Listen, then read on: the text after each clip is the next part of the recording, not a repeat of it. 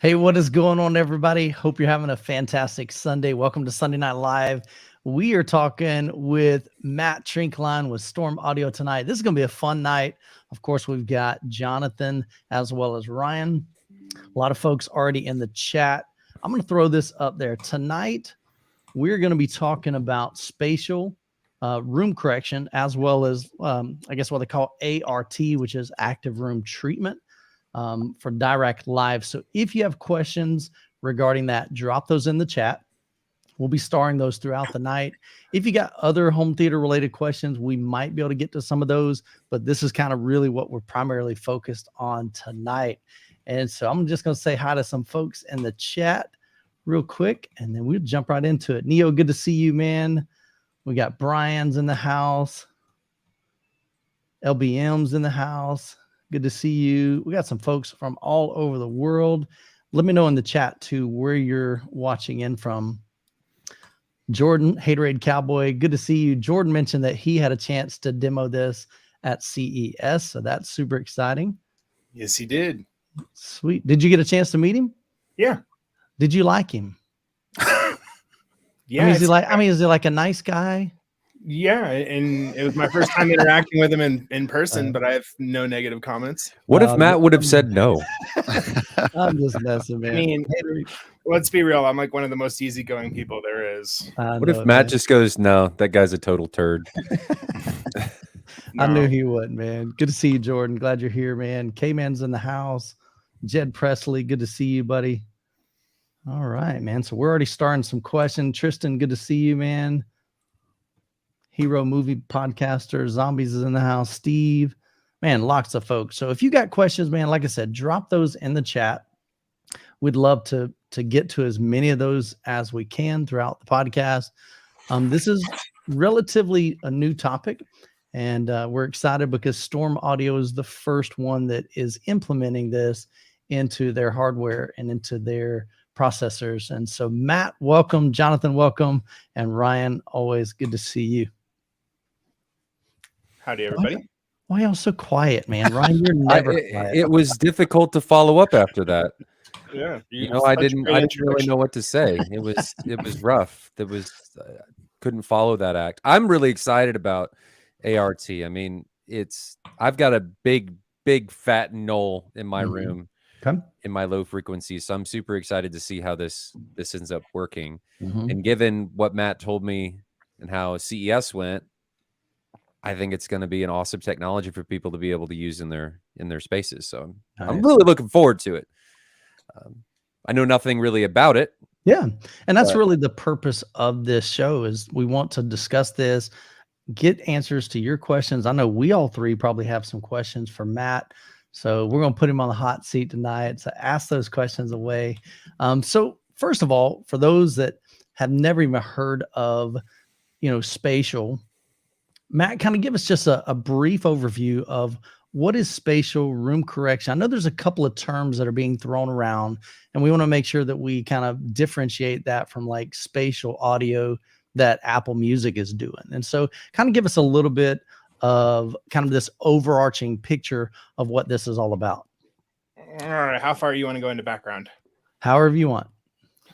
Okay, so everybody has, a lot of the community has been referring to the new Dirac technology that was just launched 2 weeks ago at CES as SRC or as spatial room correction. Just fine and dandy. The actual name that they have released for the technology is called ART, and that stands for active room treatment. And that comes from the thinking of active versus passive. If you're looking at, for example, speaker design, right? An active crossover means that the crossover is done via DSP and handled internally on some kind of, modular DSP platform versus a passive crossover, which would be analog, components inside your speaker.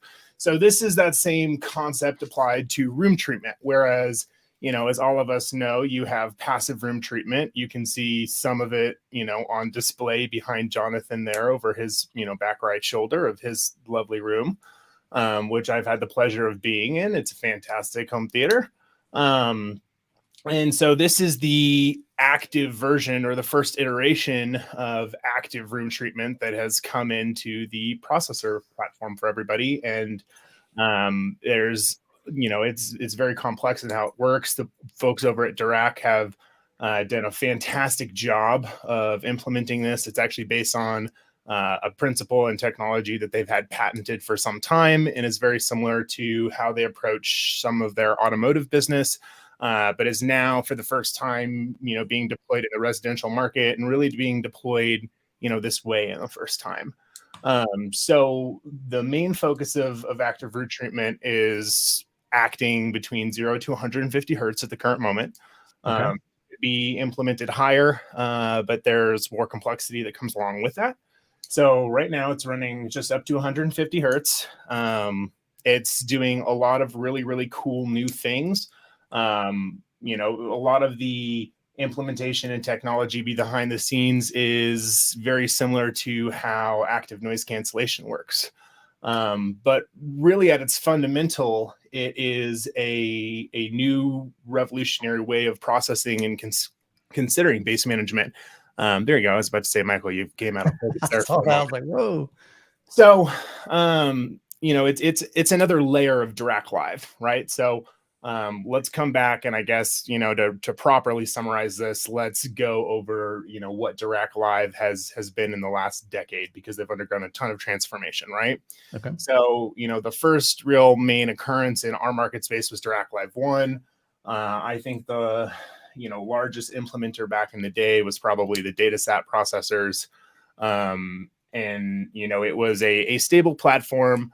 It had some things that did really well, some things that, is getting worked on. But they've, the boys over there are very dedicated to innovation and are passion driven, and having to, get a chance to become a lot more familiar with them and become closer friends with a lot of them. They're very brilliant people. And nothing good but great things to say about them and the work they've done about this product. So Dirac Live Room Correction initially had a couple concepts. There was impulse, response correction, frequency, magnitude correction, and, attempting to remove first reflection points. That was what they called DLRC, Dirac Live Room Correction. And that was, the bed layer. That was Dirac Live 1. Then they increased it to Dirac Live 2, did a bunch of, new implementations and innovations about how that was working, made the, technology, the algorithms a lot smarter and more coherent. And then they decided to start building off of that with the intro from this technology, which was Dirac Live Bass Management, or Dirac Live Bass Control. And at this point, they were introducing their own proprietary blend of minimum phase filtering, in order to create what they called a smooth harmonic transition between each of your speaker groups and your subwoofer groups. So really what they were trying to do with this was, have absolute, phase assimilation as you're moving from one speaker group to the other, which, as those of us who have tested out and played with, bass control can attest that it does some things really, really well. I know Ryan's had some, decent experience with it in his home theater. So Dirac ART is the furthest generation, the next tier of Dirac Live. And what it encompasses really is three main targets that it's trying to achieve, okay? The first is a much tighter and much controlled bass response within the listening area. So actually using the, principles of this technology that they've developed and patented to, remove the reverberation of LFE in the room and make it as controlled and tight as possible without passive room treatment, hence the name. The next thing that this technology attempts to do is to make all of the, listening response windows, LFE response, extremely smooth, and try to take as much seat-to-seat variation out of the picture as possible, which is, once again, caused by modal aspects of the room, the physical geometries about a speaker, subwoofer placement, all of the above. But how it does those things is what brings about, in my opinion, what's really one of the most revolutionary things about it, which is its third aspect, which is it removes traditional bass management from the picture. So, if you look at the history of bass management and go from the audiophile days where everything was pure 2-channel to the, advancement of adding a subwoofer to handle, the frequency ranges that might not be able to be supported by those main speakers, depending on, in a lot of cases, what your space and price range were, right? Mm-hmm. So, if we look at that as kind of our introduction to bass management, right? Our level 1 in the history. Then you had the implementation of that for multi-channel, for 5.1, for 7.1, where it was, all of these speakers are now going to pass their signal content onto the subwoofers to be reproduced accurately in this frequency domain.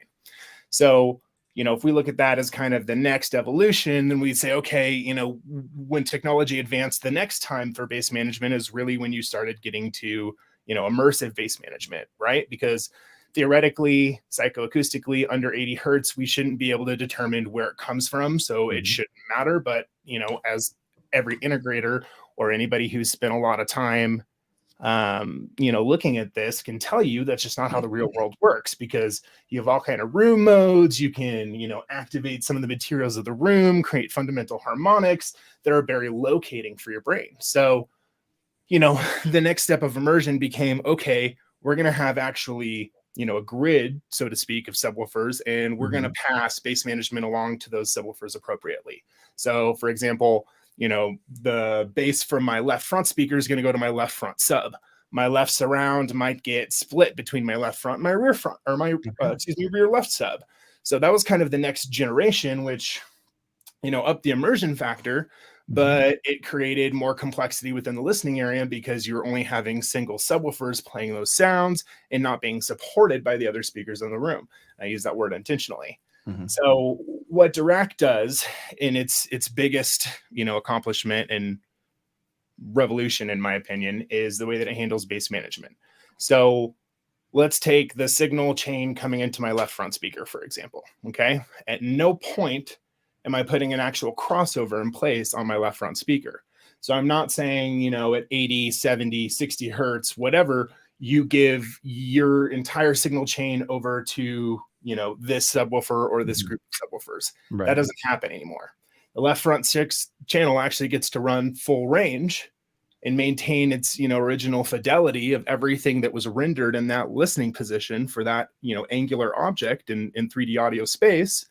However, it's now being supported by every other speaker in the room. So, one of the questions that we got at CES a lot was, well, how does this, technology change based on, the speakers that you have? And the bottom line is this is, going to make a large difference, even with only pure 2-channel audio, because now my right speaker is supporting my left and vice versa. And so what it's doing is it's actually supporting the low frequency response in your listening area. And it is doing active noise cancellation filters to get rid of all of your reverberation or reflection points that's happening below 150 hertz. So, similar to, if you've ever seen Storm Audio's video on how we use, Dirac Live and our methodology, we have our YouTube video that, outlines our approach. So if you were to, take, for example, that you can have your frequency response window and you can do actual point tuning across that, this is like point tuning bass management. And you get to actually, control what the parameters of that are. So, for example, my side surrounds are going to support my, left front speaker in this frequency range, and they're going to support it, in this amount and in this intensity level to make sure that everything blends, really properly. And it's a very complex tool. So, our initial development package we had running for CES was 8 channels, which is why we chose to do a 5.3 demonstration. Okay. And it was really phenomenal. Even the variation between 2-channel content with all 8 channels active up to, running 5.1 music content through the Kaleidoscape. It was really well received. So it was fantastic. So you're kind of starting off with 8 right now. How soon is that going to evolve to 10, 12, 16? So there will, by the time that it releases on Storm Audio's platform, it will have full rendering on all channels. Okay. Gotcha. Wouldn't that be something? 32 channel processor. Sorry, guys. 8 channels only. No. Pick your favorites. Let's go. Send the other ones back, man. Return that stuff. This is one of the things as we start to move into higher technological processing side of things. We're going to start to outrun our hardware capabilities, and that's where the hardware versus software evolution comes into place. And that's why we're lucky that here at Storm Audio we have a modular platform. So as things progress and go down that line, it'll be same routine as always for us, which is upgrades and future pathways coming. So I know well, go ahead, Michael. I was gonna say, I know initially when I first heard about this, in my brain I'm thinking, man, these guys are being lazy. They don't want to put up acoustic treatment, and that's the way we because that's what have been taught for forever. But this is really, a lot of people way smarter than me are looking at this going, this could literally be game changer kind of thing. Isn't that the principle of innovation? Just laziness. Well, hey, I don't want to do it. Let's build something to do it for me. I'll comment on that too, because one of the best questions that we were asked. I think that's going to be a criticism. Yeah, but I think one of the best questions that we were asked, and I can't recall who asked it, so I apologize for not giving you credit. But I think one of the best questions we were asked at CES was, how does this compare to a room that has actually passive room treatment, and how does this compare to a theater that had a very expensive acoustical design package done for it. And here's the bottom line, right? This is to say that this is going to be immediately 100% better than a room that from the ground up received an acoustic design package that some engineers spent a year on. Probably not in the fullest extent. I mean, let's look at the technological side of it reasonably, right? Like active room treatment is currently functioning up to 150 hertz. So obviously a room that has acoustical passive treatments in it for 200 to 2K is going to be a better starting point for that domain. But I think at one point I had a thought in response to this, which is in my opinion, it brings the two, a completely non-treated room to a room that has, passive room treatment, whether it's, a fully done design package or, just a, logically placed room treatment within the room. I have some here in the space behind me. It brings the two spaces into the realm of being comparable for the first time. Right. It really does that much of a better job taking the room out of the picture in that range. Couldn't you also say, though, for the people that have spent a lot of time on acoustical treatments and design of the room, and you and I have talked about this before, the more that you do to help Dirac or ART in this case, the better the end result will be, because the less that it has to do. So you can allow it to fill in the gaps that you can't necessarily manage and get an all-around, more well-rounded outcome when both are used together. Yes, I 100% agree with you, Ryan. Absolutely. Just like anything else, I like to joke around with people that in our industry, it's kind of like the sky's the limit, right? Like, you can spin, and I use this analogy from, back in the days when I worked for a speaker manufacturer, and it was like we could spend, 2 months getting from 60% to 80%, right? And then we might spend another month getting from 80 to 87%. And then it might be 6 more months to get from 87 to 92%. And, that timeline just grows exponentially as you keep, chasing perfection.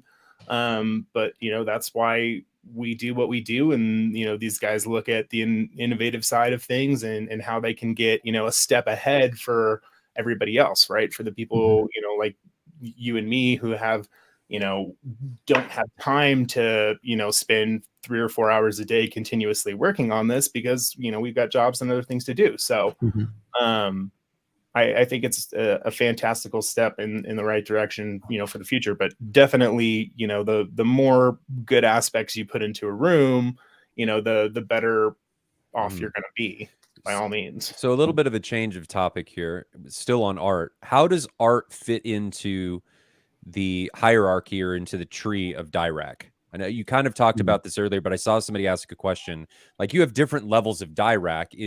Somebody was asking, does ART replace it, or is it an augmentation that works along with your normal Dirac implementation? It's an augmentation that works along with your regular. So there's no new microphone, there's no new methodology of taking measurements, there's no new methodology of how you're doing your frequency response correction.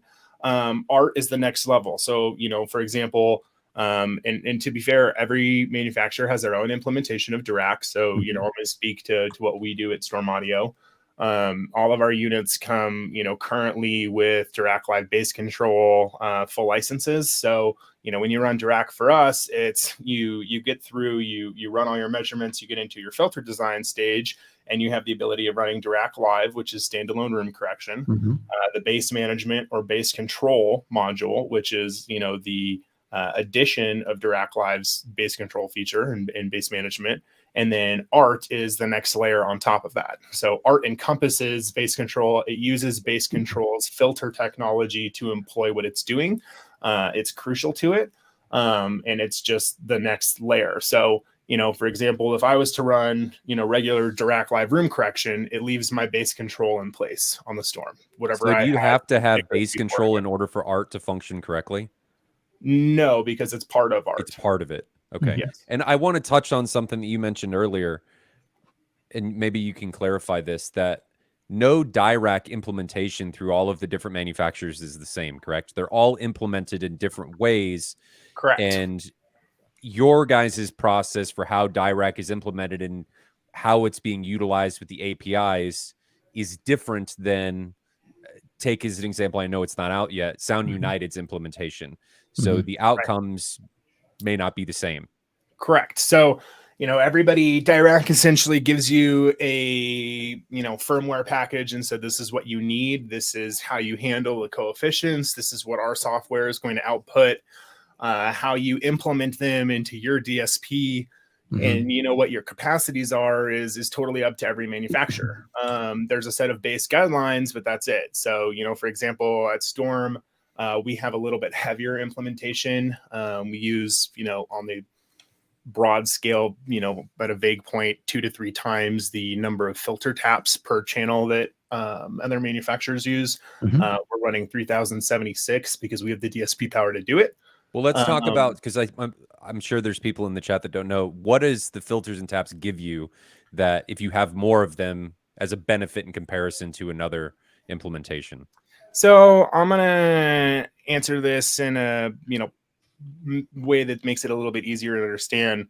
I appreciate that.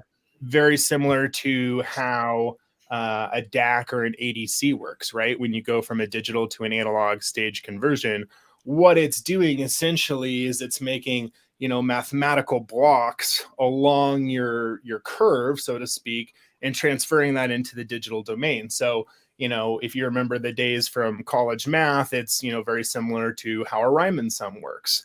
And the more individual points you take underneath that, the more accuracy you're going to have and the less error that you're creating, by going through the conversion stage. So this is very similar to that. And so, for example, if I put out a, filter set from Dirac that I want, and I have the ability to go in and, use 3076 individual filter taps along an individual output driver versus only coming in with, 14 or 1500, I'm significantly more accurate than, what's being implemented otherwise. You're increasing your resolution effectively. Exactly. Because you're making each individual point that it's actually representing smaller. So you're able to encompass more data by having these more points and thereby get a more accurate representation as an end result. Correct. Okay. Yeah. So terrible analogy, but back in the day, you've got like, say, a 3-band PEQ going to a much broader PEQ 24-band. Right. Similar? Exactly. Not exactly, but it just it's like, that's what you're talking about. It's like going from a 12-band to a 31-band EQ. Yeah. So you got a lot more flexibility to control each individual frequency if there's peaks or nulls. Gotcha. For everybody, because I just saw Thomas say way over my head, gotta go. For everybody that I think is a little bit confused, let me put it this way. Because I think people will have a better understanding of this. Take like a 720p TV and think about what that looks like. It's pixelated, you lose detail, you're going to lose very fine detail in certain aspects because the pixels are larger. Now, imagine if you blow that up to a 4K or an 8K display, right? Much finer resolution. Every part of that image is able to be represented by a much more fine and precise instrument, if you will. And that's kind of what we're looking at in this regard. If you're looking at whatever Dirac is looking at, if you can give it more points, or as I said, pixels as a representation, you're going to get a more accurate output because you're able to view it under a more fine and detailed lens, right? So just so that people understand kind of what's going on and what having more of those taps is going to be able to give you.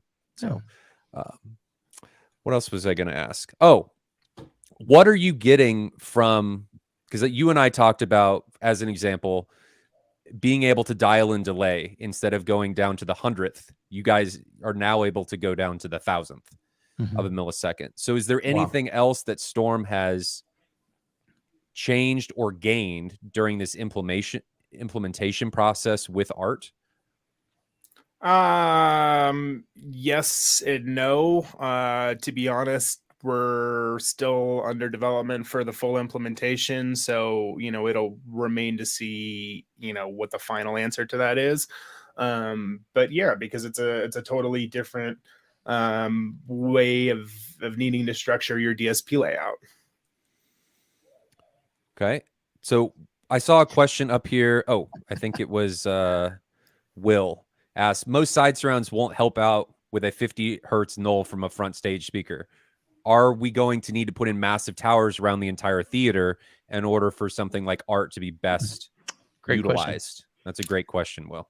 No is the short answer. So, larger speakers that are able to have more low frequency extension are going to help, but they only, the way that this works with ART is that you're never going to run a speaker as support below.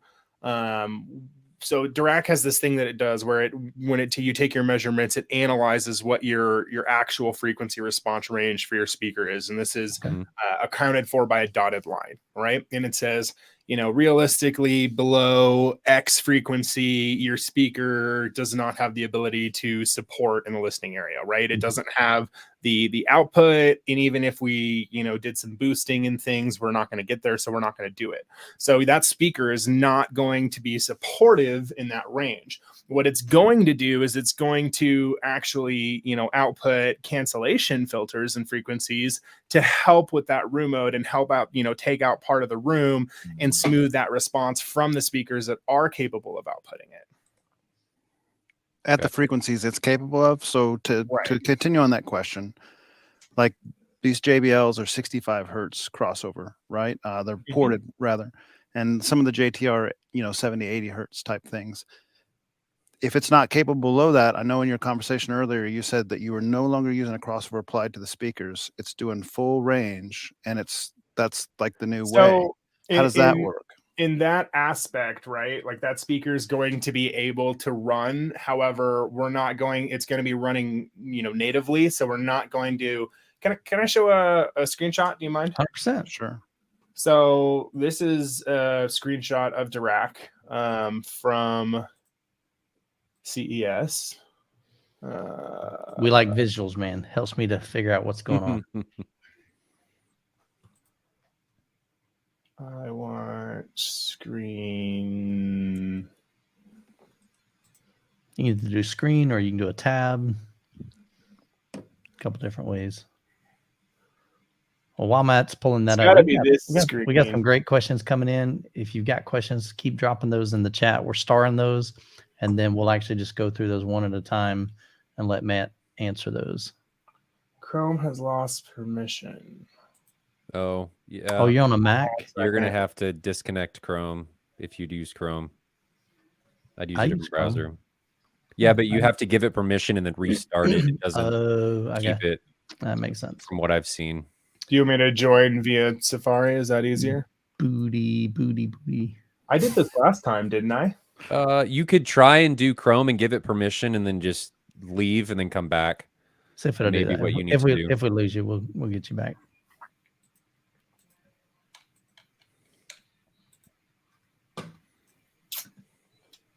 While you're looking for that, you and I talked about this a little bit. You're able to run ART on its own without Dirac, like without the full room correction suite, correct? So you could do it as a not right now. What we talked about is the possibility that may happen in the future, but right now you cannot run ART on its own. No. Okay. It's not. And now let me say one more thing. It's not planned currently, but it's been discussed. Okay. Okay. I don't know why that's not working like that. Here, let me just join on the other.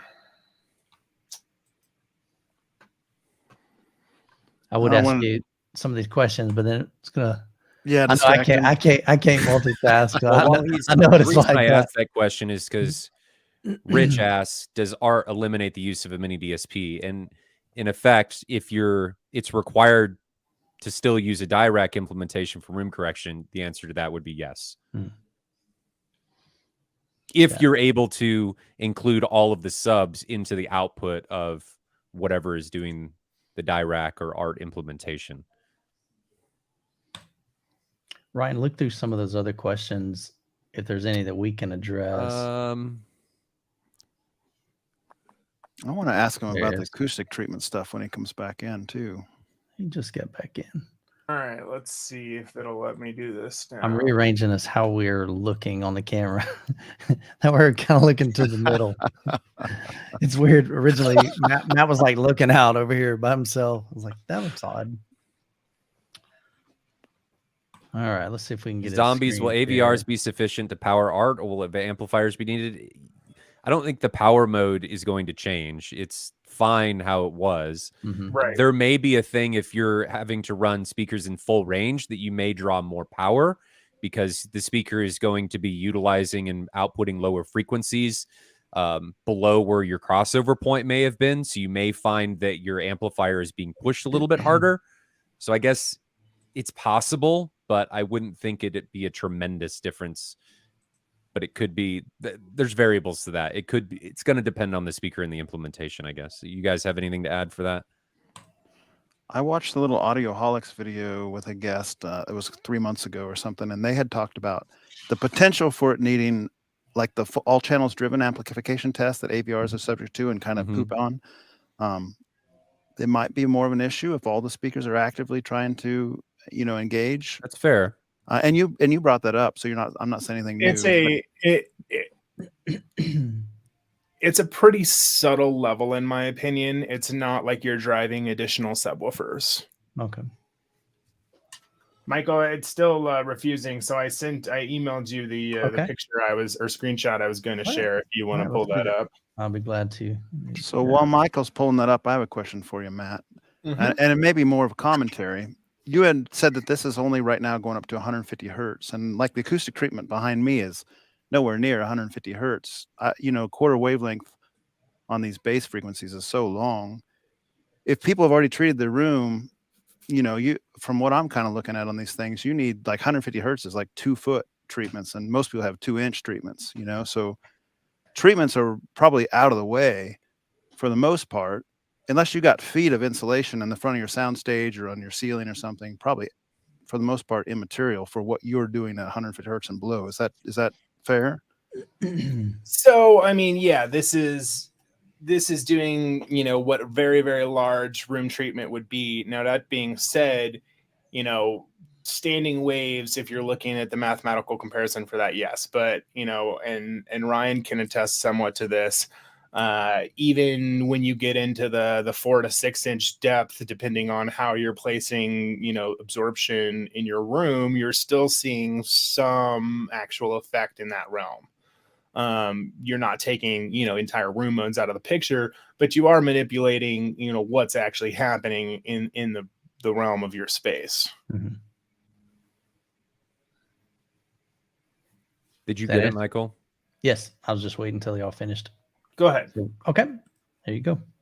So, the reason why I wanted to show this is if you see group 3, which were our left and right surround, which were the, and let me make sure that I'm correct. I believe it was the S4B bookshelf speakers from ProListen. Okay. Which fantastic. First time I got to be intimate with those. Like their product a lot. Yeah, the S4B. So as you can see down here on the bottom, these little bars are your support windows. So you can see my group 3 is running from 150 hertz, and then it's really, only running down to about what I think is the 50 hertz mark. They're slightly below. I think it's running at 47, 48. So see the pink bar on the bottom? Oh, down here? That's your actual support group outline. So you can see where each one is, and those are editable. So you can see the dotted lines here for, what it's saying my left and my right are in the art window. Now, art will give you what it thinks is the best use case in this. You don't have to specify this, correct? You can edit it, but art is going to give you what it thinks is the best implementation. Correct. Just like when you go into bass control, Dirac gives you a suggestion for what your crossover, frequency point should be. This is going to do the same. So in this graph, we're looking at like 25 hertz to 150 hertz is your art zone. Is that what we're saying here? So 20 hertz. Here, okay. About what, a little bit under 150. Mm-hmm. Oh, I guess down here it says 150. So, and it's using those differentially placed subwoofers to do this too, or is this all just the main speakers right now? It's using everything. So we're running, the way that their demo worked is we started off playing 2-channel music. We're playing a track, Batshit Crazy by Sophie Tucker. And it's got some decent bass impact to it, a little bit of electronic sound. And we're playing, like I said, just 2-channel music, and all 8 speakers are active. And so what we were doing is we were toggling back and forth. And so we were toggling to a preset on the Storm where we actually had the left and the right speakers muted and taken out of the picture. So all you were hearing is the subwoofer and the both support and cancellation filters coming out of the speakers, being your center channel, your left surround, your right surround, and the 3 subs. And I think that, largely was one of the big things for people to see and hear, because it almost gives you an effect, right, of, if you've got that, if you live in an apartment and you've got that annoying neighbor that's playing music all the time and you get those weird, delayed effects coming through your walls, it kind of sounds like that if you're listening to just the cancellation filters on their own. Now, and then when you turn everything back on, so what we're doing was we're going from the art profile to muting the left and the right for the art, letting people just listening to it, the cancellation filters and support, and then turning art off and going to just a standard room where the speakers are set to small with a 24 dB per octave Linkwitz-Riley crossover at 80 hertz. And the levels and delays were taken out of the profile from Dirac and put directly in, tested everything to make sure that they were actually matched. And then that was the 3 different modes that we were demoing. So what kind of feedback were you getting from some of the attendees there? What were they saying about it? I know Jordan in the chat, he mentioned that he was there. Fantastic. Really, it was a demonstrative effect for the technology. We got a few awards that were presented to us for the technology out of it. AVS Forum, Residential Systems, Sound and Vision, all presented awards to us during the demo. Had a couple different demo groups that ended the room with applause. So, always very, very rewarding to have a result like that. Nice. Now with what was I going to say? When you were doing these examples, I mean, how loud are these, I'm going to call them art frequencies as their output? Because one thing that I think you talked about, and Jonathan brought up earlier is it's not a traditional crossover. So if you're not needing to play these frequencies at, say, reference level, the speaker doesn't necessarily need to be capable of a flat response at, Interesting. 60 Right. hertz. You could That's play it at a interesting. lower level. So that speaker may theoretically, as an example, be able to reach down to 30 hertz if it doesn't have to play it very loud. Right. And it's Interesting. doing it for, you know, different things, right? Like it's not trying to be the pure, you know, origin of that actual sound. It's not trying to do the entire thing by itself. It's just, you know, Dirac is saying, hey, this speaker is, you know, not able to support itself right here in this range. I need you to support this. And then I also, you know, simultaneously need you to support a, you know, inverted cancellation filter for this in the time domain. So is this doing this in real time, or is this kind of you take the measurement and it's applying that based on what it sees in your speaker? You take the measurement and it's writing a actually, you know, pre-corrected filter that's being implemented, which is, you know, how Dirac has always worked. I did see somebody earlier ask if I think it was Shanmuga Raj. I might have mispronounced that, but he asked if it required an active mic always connected, and that's no. It's from the same original principles of Dirac. Well, and the theoretical, the assumption would be like all room correction that the room doesn't change. So you should be fine with a static measurement. The room doesn't change. It knows what the room modes are, what it needs to do, and then it can apply those whenever it's playing different content. If you change the room, obviously, or change something in the system, you need to take another measurement and redeploy it. Otherwise, it's not going to work correctly for your room. Matt, in your testing and your development and experience, how big is the listening bubble that you can create for these kind of the cancellation function from the other speakers? Because I got to imagine if you're outside of said bubble, you're going to be hearing some weird sounds from those side speakers, perhaps. Is that so? In all honesty, the largest environment that I've gotten to play with this yet was the suite that we had at CES, which was a, you know, 40 something by 30 foot room. That's pretty big room. With varying, you know, 8 to 10 foot ceilings, depending on where you were sitting within the little, you know, areas of the space. And it was one of the things that we were asking people to do during the demonstration. So we'd play the, you know, 3 profiles, and then we'd say, okay, we're going to start the song over, and we're just going to cycle between art on and art off and ask you to get up and walk around the listening area.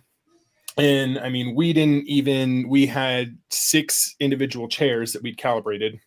We never went past the 2/3 point of the chair. So, you know, from the arm of the chair armrest in, we weren't outside, you know, the outer third of the seat with any of the measurements that we took. And you had the effect of art even 5 to 6 feet out of the listening area, and even to a degree at the entrance hallway to the suite that we were in, which was, you know, 8 to 9 feet out of the listening area. Yeah. Probably helps because the bass frequencies are so long at that point. A little more grace. I'm expecting that the larger rooms will, you know, be able to do a little bit more complex and advanced things. I know that my room here at my home is non-ideal. It's very small. It took, you know, when I was doing the initial beta testing with Dirac earlier this fall, there were some complexities and things that I looked at as far as, you know, what's the appropriate way to, you know, deploy this in a space like this. And I use a little bit more caution on things, but I mean, I can actively say that it was the tightest and most controlled I've heard my room in some aspects. Probably one of the best ways that I've heard my room. I had to do, you know, a little bit of modifying of how I do things, because in my system here, everything's bi-amplified. So, you know, that means I'm already at 4 channels just at the left and the right by themselves. So I was limited up, and actually ended up bringing down my studio monitors because they're passive at one point, and doing some testing like that. But it's fantastic. So I'm really excited to see what the results we can achieve are, you know, in a full room where you've got, you know, 11, 13 base layer channels, a variety of subwoofers, and some overheads.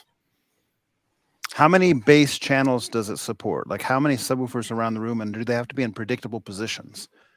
So, just like with anything else, putting them in a better place to begin with helps, rather than, putting them in poor locations as far as, response and impulse as to your listening location. By predictable location, I mean, do you need like front left, front right, rear left type thing for your subs, or is it not really? No, it's designed to work, wherever you're going to have them placed. There's, to my knowledge, just like with Dirac currently, not a limit on subwoofers. I know that, for example, you have your little wall of bass in the front of your room, and then your supporting ones, behind your seating locations. I think your space would work just fine. Very interesting. So, it might even be more powerful in a space like yours because you have, more things that can be supporting and help control the listening area. Were there any actual acoustic treatments in the room that you guys used at CES? Human bodies and furniture. Yeah. And I think Haterade Cowboy's video swung around the room, if I'm not mistaken. So he, give him a little shout out. He might have a pretty good visual display of the suite. Yeah, he said there was 0 acoustic treatment in the CES hotel room, and it still sounded remarkable. So definitely check out Haterade Cowboy's channel. He's got some great content from CEDIA, and he was by your booth. That's super awesome. Well, man, I would love to get to some of these questions that you guys have dropped over in the chat. And so we've got quite a few of these, so we're going to just jump right in. Is that okay, Matt? Yeah, go ahead. All right. So SRW says, with ART, is there a point of diminishing return when it comes to the number of subs and speakers? So if you have more, does that mean that it's doing less? To my knowledge, no. Obviously the more you have, you are more likely to have those speakers have less work that they need to do in order to, completely control the listening area. But we haven't gotten to the point of being able to, make really large scale testing on this. So, whether or not there's an actual point of diminishing return remains to be seen. I would expect not, because I would expect that it would just make it so that your speakers don't, and are not experiencing any, additional stress trying to support this. Okay. So somebody had asked a question earlier as far as like Storm Audio has an exclusive, what's the word? Exclusivity. There you go. That's a good word. So exclusivity to ART. Is that until October of this year? Yep, till October 1st of 2023. That was the agreement in doing the early development for the platform, and we're very happy with it. Honestly, that's pretty cool that like you get exclusive access to that, because everybody else is going, dadgummit, I want this, Got to get a Storm. Yeah. Yep. So, all right. So that's good to know. Next question, Michael says, question is, if you're replacing a sub to match the other sub, do you have to recalibrate? I think this was just a general question. Okay. I mean, so theoretically speaking, you should always recalibrate. Depending, I don't know if you have the ability at home to, do full comparison. Like you can probably take a DCR of that driver if you knew what the DCR of the other sub was before it went bad, because I'm assuming that's why you're replacing it. If you were able to do for those that don't know, an impedance sweep or actual sealed response tuning measurements of that speaker and compare that they were identical to the one before, it would probably be okay. It's never a bad idea to recalibrate. When in doubt, do it again. There you go. That didn't rhyme. I didn't try to make it rhyme. It's ART, A-R-T, active room treatment. But it is a form of room correction, though. And I think that's where some people are kind of, because it's like, okay, this is kind of like active room correction, but it's called ART, which is active room it's part of the Dirac room correction suite. Right. It's the room treatment module. Just like the bass control module. LBM says, no disrespect to Storm or Trinnov, but what separates both components? That's kind of a broad scope of question. I'm not sure if you Is that in mean reference to purely the on brand processor or room correction, because they have their own optimizer, which is their own patented technology approach. So they use a 3D microphone array and look at actual speaker positions and try to accomplish some repositioning things, also known as speaker 3D remapping, which is not something that we currently play with, even though we have some technological capabilities to do so in our library. When we run, Dirac pretty much as the standard because it's one of the de facto and best implementations that's available in our opinion, without having to be extremely technical and have a large education and background in this to know what you're doing and utilize it properly. As far as the processor comparison goes, they're very similar. The main comparison I would say is that the Trinnov is essentially a computer and acts and behaves as such, whereas we are a chip-based platform that's controlled by a computer. So we have, the flexibility and adaptability and ease of access and configuration. We like to joke that the Storm Audio is a Swiss Army knife of processor platforms, because while offering you the best performance there is, you have the ability to, go in a standard configuration mode, be done with your entire setup in 10 to 15 minutes and be ready to calibrate. But there's also all of the, finite tools on board to spend the next 2 weeks of your life fine-tuning and dialing in a system. Yep. So, one is going to behave more like the, old school hi-fi equipment, and the other one's going to behave more like a computer. And all the pros and cons that come along with that. So this one was, I know we addressed it in the chat, but just for the sake of the video, for those of you especially just joining us, is Dirac Live a subscription based? So no, it's not subscription based. It's license based, and being just how every manufacturer deploys this in their own way. It's the same thing with licenses. So, there's companies out there where you have to have a Dirac license to, even access the software. The way that we do it at Storm Audio is that our actual licenses are built into an encrypted UUID within each of our individual units. And so when the unit connects to your software, it reaches out over the internet on your computer to, the suite or servers in Sweden and says, this is my ID. It gets, passed and gets acceptance, and then you can run Dirac on any Storm Audio product. So you don't have to have an individual license because we build it into the ISPs themselves. Now, that being said, ART is an additional options license, just like Bass Control was. So the way that we have it configured right now is that every processor sold from January 1st, 2023 onwards has Dirac Live licensing built into it. So what that means is when we launch Dirac Live ART in Q2 of this year, you'll get a firmware upgrade package for your unit, and you'll be able to calibrate using ART. Okay, so that will not be an additional cost for Storm Audio. For any units sold January 1st of this year. Correct. Okay. Any units beforehand that were sold leading up to the January 1st, 2023 time point, those units will still be able to run it. The only variance is there will be a $290 license fee that's paid online to Dirac Live. Okay. So previous to January 1st of this year, $300. After that, it's going to be included in the hardware via firmware. On your unit. So it'll, it'll take your actual unit's serial number, and it'll link that license to the UUID for that unit. Now, this is something that you may have already pointed out, but that license is tied to that unit. So if you were, for whatever reason, to get another Storm processor, and I'm specifically saying Storm because the licensing can vary depending on the manufacturer, you would have to then again get another license. Correct. Yeah. Not necessarily, because if you're buying a new unit, it'll come with it. Right. Oh, that's true.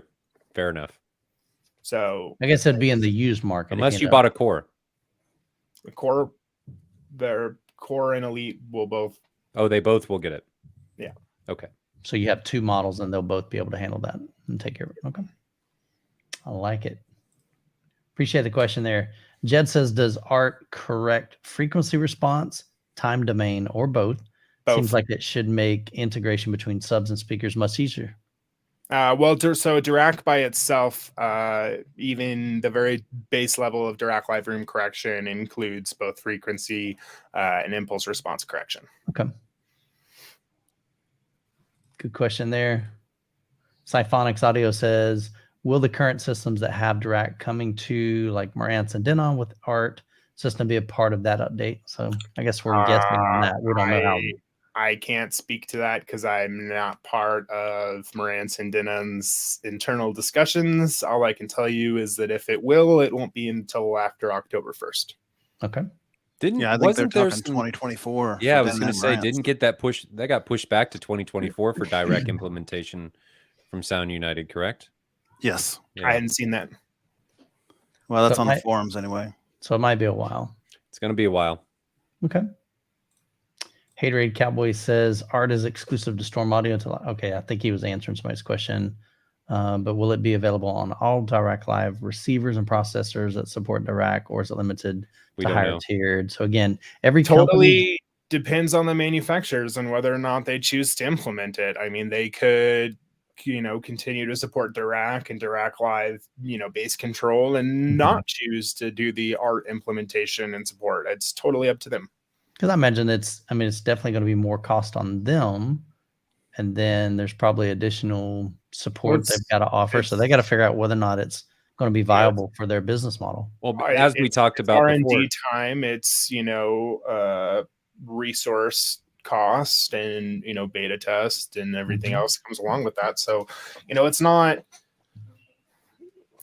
just, drop of the dime and it's done, Yeah, and there's the fact that the Storm Audio is more of a PC platform, and some of the other ones like NAD or Emotiva and so forth, they not necessarily based on a PC platform, so it may not be as easy for them to just use old hardware potentially.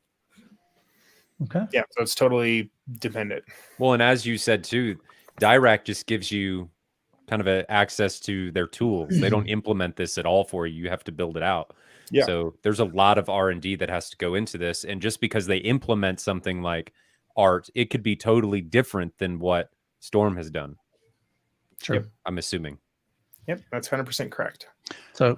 So about that, can you expound on that a little bit more, Matt? Like your partnership with Dirac and how much of this is unique to Storm and how much of it is something that would be more common ground? Like that's a curious observation or question. Just in the sense, like the question being, as far as your competitors and so forth, is this kind of somewhat packaged by Dirac that Storm's adopting, or is there a lot of customization that Storm's doing in this realm?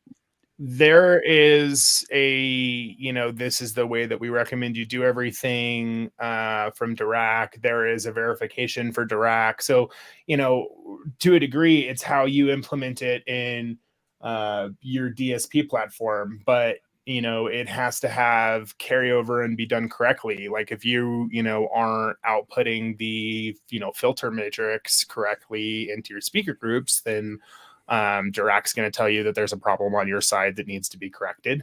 So, the way that this works is there's an actual matrix that's output with different filter coefficients and, frequency and impulse parameters for every speaker in the group.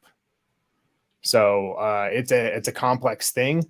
There is, some standardization because it has to be implemented correctly, but, the degree of how you implement it, I suppose, how far you take it is to the manufacturer. So certainly, the deployment on Storm is unique to us and our engineers that wrote the code for it. Sure. Cool. So is there Haterade? I mean, he's like capitalizing on all of the questions here. Let me start with you, Jordan. Now, Jordan has a great question. He says, is there a limitation on channel count with ART? Right now, no. Okay. It's, but it's just being limited to our unit, right? Our unit can support 32 channels. Our game plan is to release a full 32 channel implementation. That's our output level. I think if we were going to go up and do a higher channel implementation than that, we might need to, at that point, add some additional DSP horsepower. But that would be it. Matt, what did you say? What? we have. I'm speaking theoretically. We have no plans currently of doing anything. I saw the facial expression. You're misreading, my friend. He's reading into some stuff. That's hilarious. You're just excitable. I love you. Steve Mann says, this is lovely technology. What price point does it start at? The big question, which kind of addressed that earlier. Thanks for these videos, especially from me, Mike Stevens. Thanks for these great videos. I appreciate it, man. Thanks for the love and support. So we had talked about that earlier. It's $300 additional to Storm audio processors if you purchase a Storm prior to January 1st of this year. If it's January 1st of this year and beyond, then it's included with that. Is that correct, Matt? Yeah. I guess the only other way to say would be the ISP Elite 16 analog MK3 starts off at $18,999. Okay. It's about 19 grand. Start at the core. Mm-hmm. The core this year is 14. Okay. So I know a lot of guys in the chat, they're going, ooh. Tony, I do need more than 32 channels, man. More subs. Come on. That's funny. Will says, how important will it be to have all channels full range capable? So example, what if you got like bookshelves, versus towers for sides and surrounds? I'll answer that with this, same kind of response, which was at CES, we had 3, full range capable speakers and 2 bookshelves, and it was fantastic. And as I said earlier, you don't have to necessarily play reference volume at these corrective frequencies. The speaker is going to be able to utilize things that it's not even necessarily rated for. Like, let's say a speaker is said to be able to go down to 60 hertz. Well, it can still play tones below that 60 hertz threshold. It's just not able to keep up at a flat frequency response. So even though it may be down 6 dB, that may be more than enough for that particular speaker to play some corrective frequency to help in our installation. Totally dependent on what the algorithm derives from, the physics of your room and the data that it takes in. So I think to answer this in a broad spectrum, no matter what you have, you'll see a significantly improved response in performance. So Jordan asks another question. He says, what if you have your speakers placed behind an acoustically transparent screen? Is that going to matter if he has like no insulation back there? I would advise you to get some insulation, but you're still going to have a better performance than regular DLRC, or if you had none at all. As I said earlier, the more you can offset from what Dirac or ART has to do, the better the overall implementation or result will be. And I mean, that being said, there's tons of degrees to this, right? Like having speakers behind an acoustically transparent screen is not something that's, out of the norm for our standard and what we're approaching. And, I've seen some corrections that we've had to do, even where there was significant problems that, between a balance of manual calibration and then the Dirac layer on top were, completely corrective. Yeah. Trying to multitask again, it's hard. All right, let's get Jonathan, my dog hears your dog. He's all perked up here on the floor. Like, what's going on? Yeah, my dog's about 2 seconds away from jumping up on me, full on my. Hey, if he does, man, we'll say hi. We'll say hi. You want to say hello? You know, hop up here. Come here. Up. They're gonna say hi. Here you go. There you go. Here we go. Now I feel like I'm in like pandemic school with my son, where all the pets are in the webcam frames. Pepper ain't gonna come here.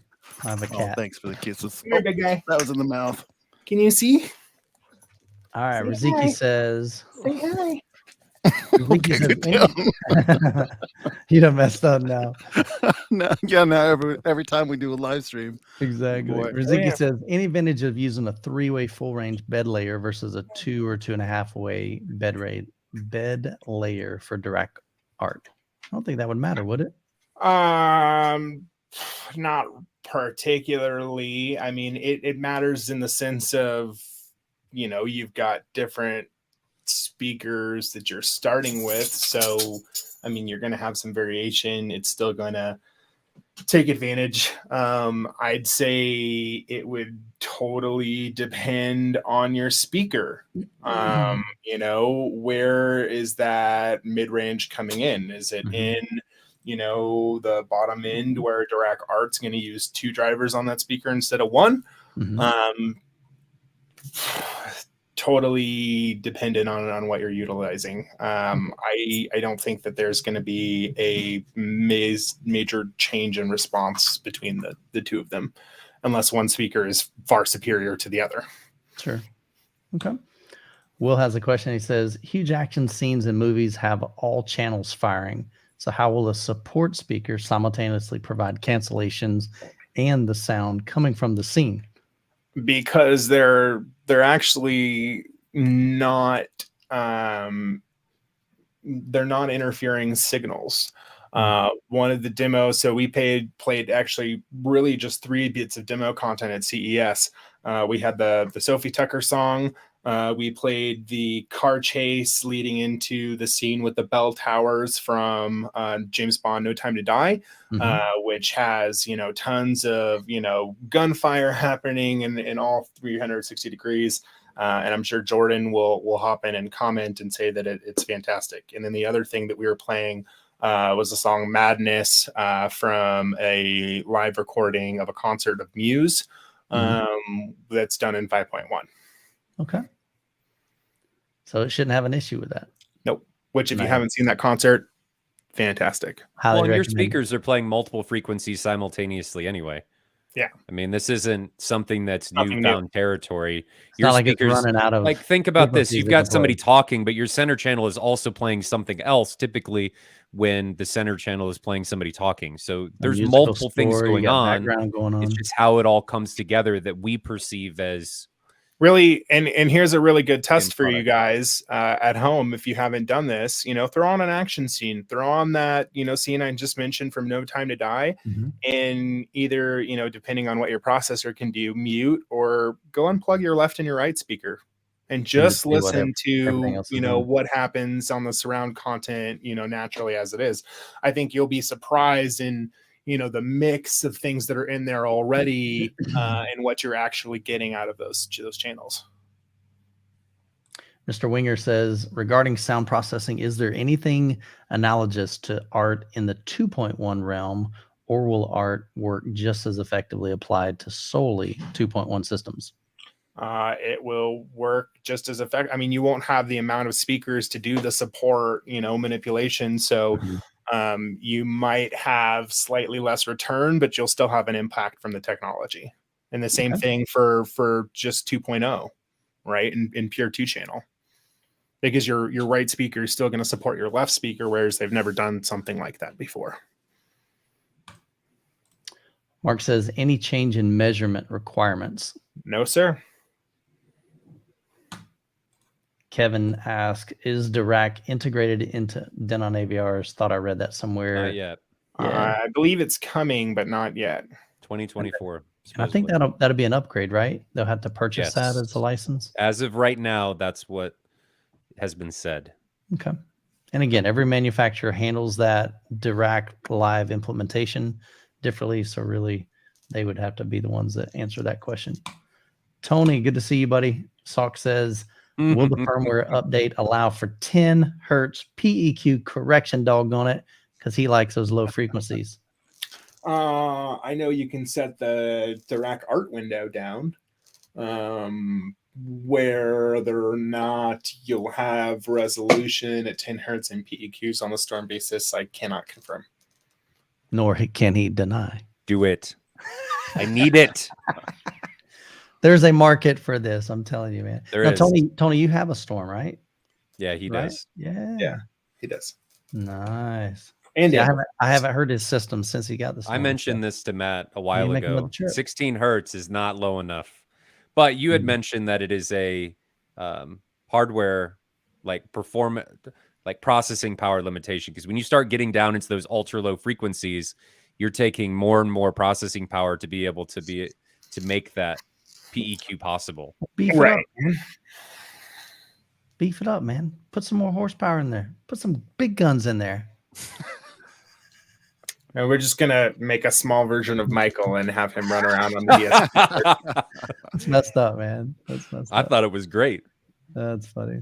All right, Tony says, if you sit close to a side surround speaker, would you hear the That's a great reverse question. audio signal playing? No, actually, I mean, I tested this, and obviously there's different levels of implementation, but when it's done correctly, I don't think that it's perceivable unless you very intentionally went out and up to the speaker looking for it. We had some people sitting, very close to it. And in fact, I was confirming that they were on at one point during our actual calibration setup. So could you say this is similar to what Storm XT is doing, where if you go up and listen to a speaker, you notice that speaker is doing something? Like if you put your ear right up next to it, you would notice it's doing something. But when you're in the listening environment, it just makes it more immersive, and thereby in this case makes it a better experience.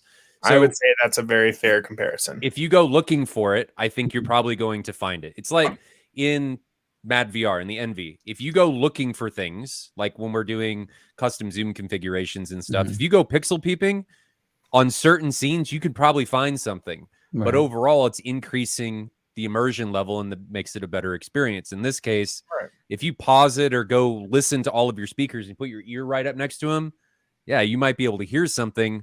But at your main listening position, is it making a better experience for you overall? Right. Yes.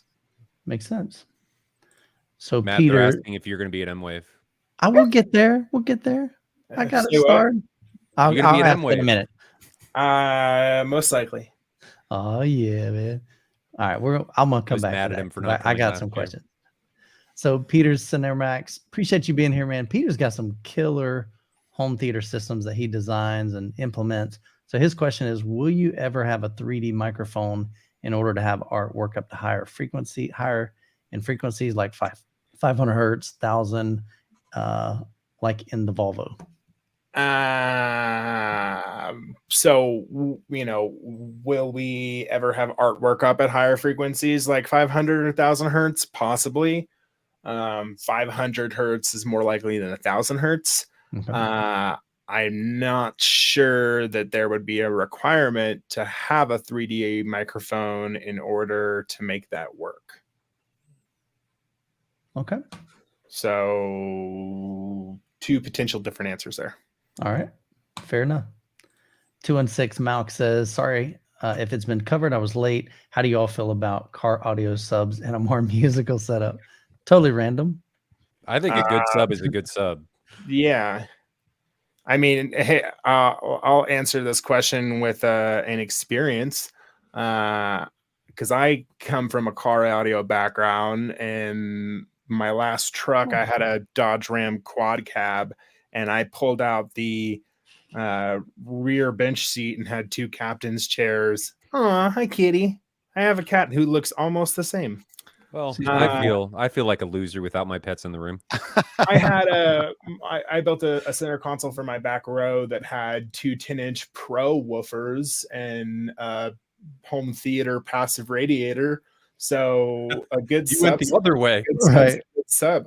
Hey man, I wasn't looking for like crazy. I was looking for detailed, powerful, and precise. Now I'm just picturing Matt driving down the road with two JBL VRX subs sitting in the back, right behind his chair is near fields. Hey. I had 115 dB at 14 hertz. All right. And that was using one small space. You should have seen me in high school. I also had a Dodge Ram quad cab, and my entire back seat, like floor to ceiling, was two 13.5 JL woofers. Oh, yeah. We used to, when we had people get in, they would have to lay on top of my sub box in the back of my truck. Yikes. If only the days were still that simple. That was totally illegal too, right? Sorry, sir. Officer, we didn't have a seatbelt on top of the subs. Right. Oh, mercy. Too funny, man. So we are going to come back to this. So Mark asked, we bid MWAVE. And for those of you that don't know what MWAVE is, that's an event that we started last year, me and Ryan. Terrible event. No, dude, it was a blast. Super blast. We were actually, a couple of little announcements were that new dates, July 14th through the 16th.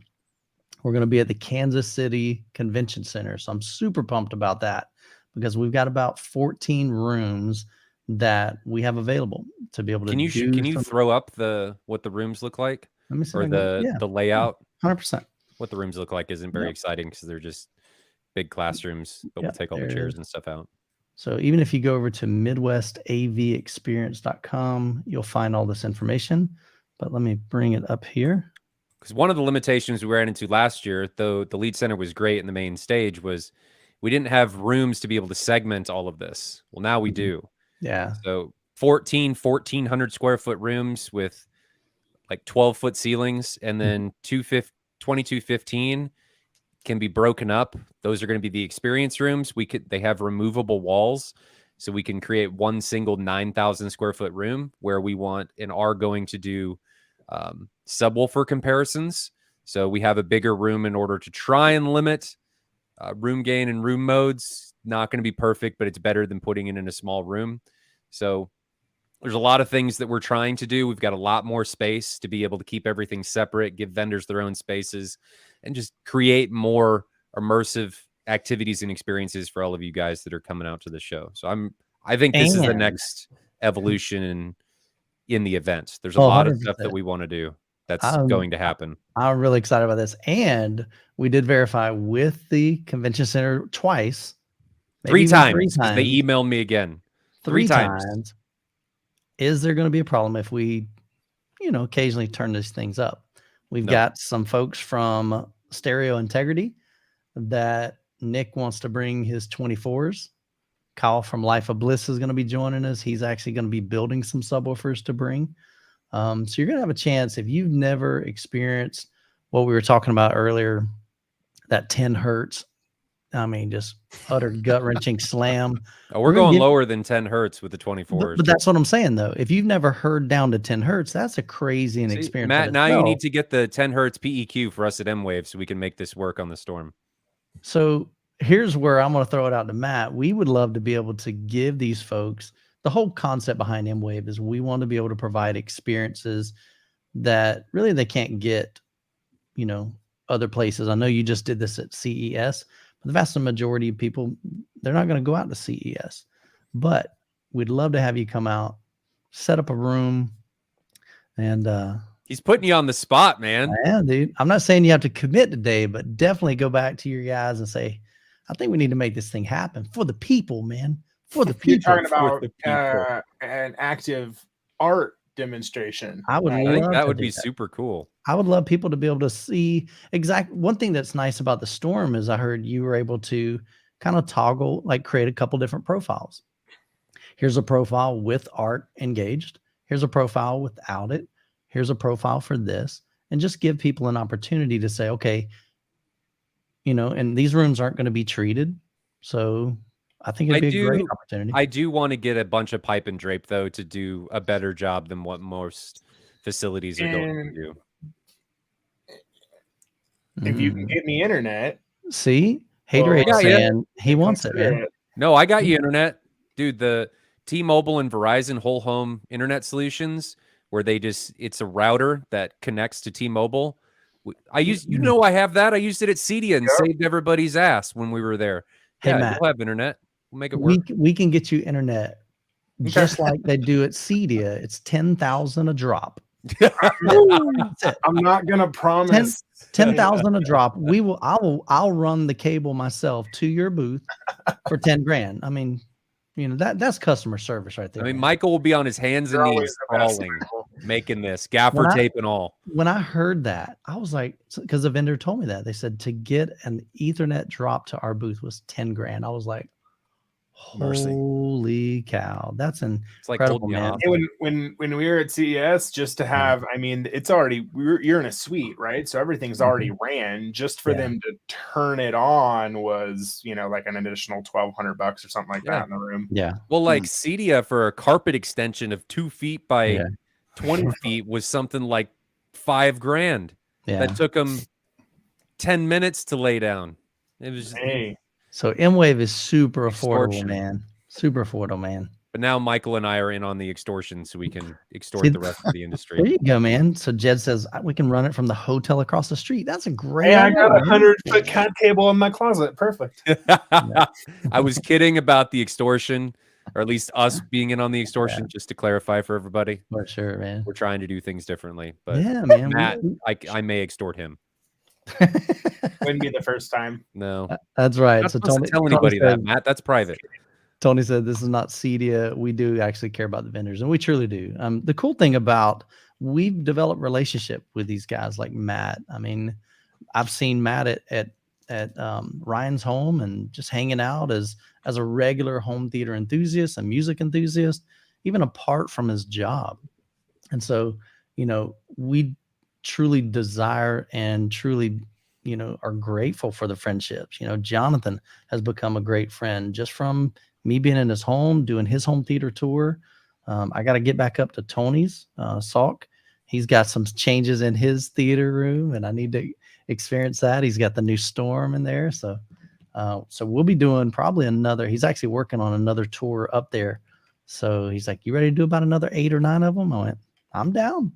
He said, I'm working on it then. So we may be doing another tour up in Wisconsin, Illinois, and I think he added another state in there. So maybe 3 states will be crossing. Oh my gosh. Yeah, man. Hey, but it's better than doing the first time I went up there. What was he thinking? Every day he was like, okay, this will be like 2 days. We've got, I don't know what it was. Maybe it was 6 home theaters. He's like, okay, now we're up to 8. Now we're up to 12. I think we need like 3 or 4 days. So I did 4 home theater tours in 4 days. And some of those days I did 4 in 1 day, which was insane, man.